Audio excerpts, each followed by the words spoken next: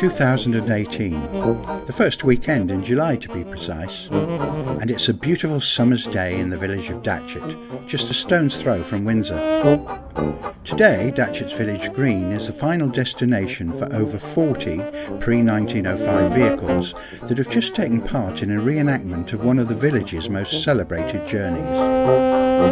That journey was undertaken by the Honourable Evelyn Ellis in 1895 and, as a result, is known as the Ellis Journey.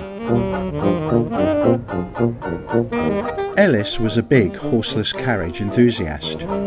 He was the first person to introduce the word garage into the English language, and also one of the first directors of the Daimler Motor Company, as well as one of the founders of the RAC. But he's most well known for having undertaken the journey which now bears his name. The Ellis Journey is famous because it was the first recorded journey of a horseless carriage on a public English road.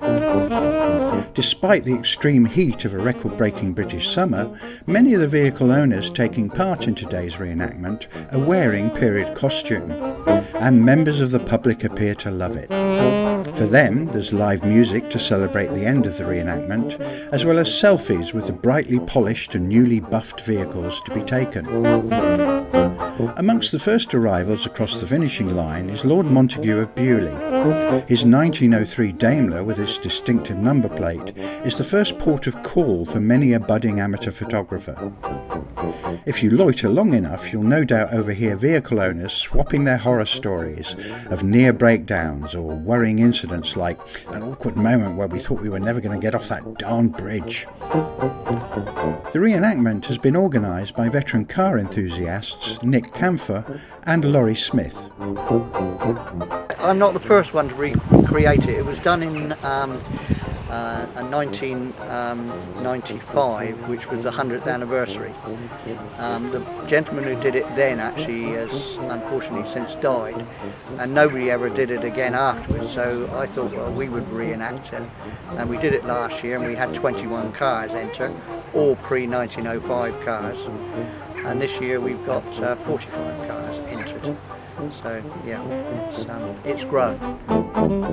The original journey was undertaken by Ellis to protest the Red Flag Act, a heinous piece of legal nonsense which was holding back the British motor car industry, giving the French and Germans an unfair advantage. The Act restricted vehicles to a speed of 4 miles per hour on the open road and made it illegal to drive without having someone walk in front of the vehicle waving a red flag. Ellis decided to flout the law in the hope that he would be arrested and that the resulting publicity would hasten the repeal of the Act. Although he wasn't arrested, the much despised Act was repealed the following year. So, as with the original journey, no red flags today then. But in fact this particular one, they are going to walk them out with a red flag tomorrow morning, just to sort of show a bit of the history.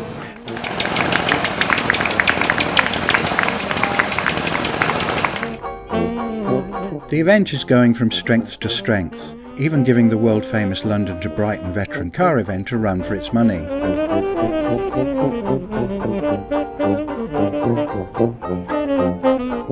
And there are lots of well-wishers, including the local BBC television station.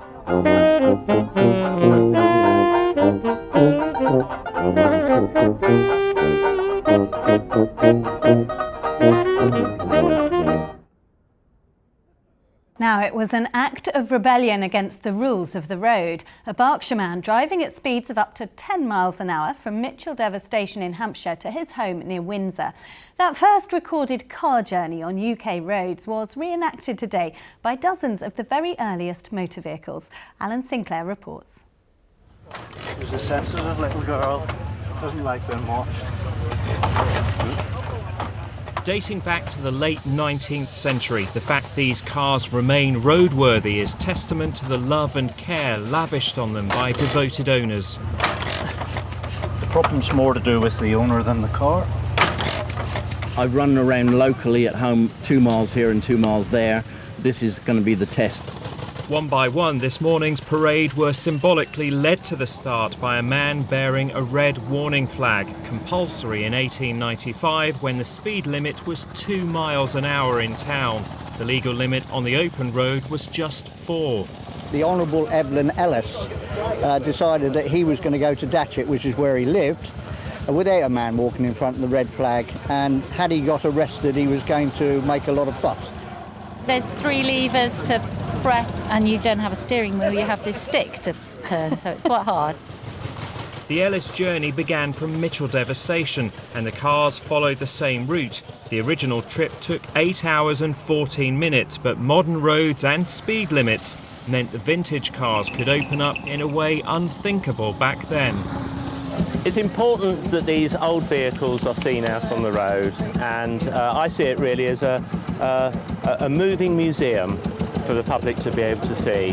It's the second time the Ellis Journey's been reenacted. Event organisers hope it will become an annual fixture like the London to Brighton Vintage Car Rally. Alan Sinclair, BBC South Today.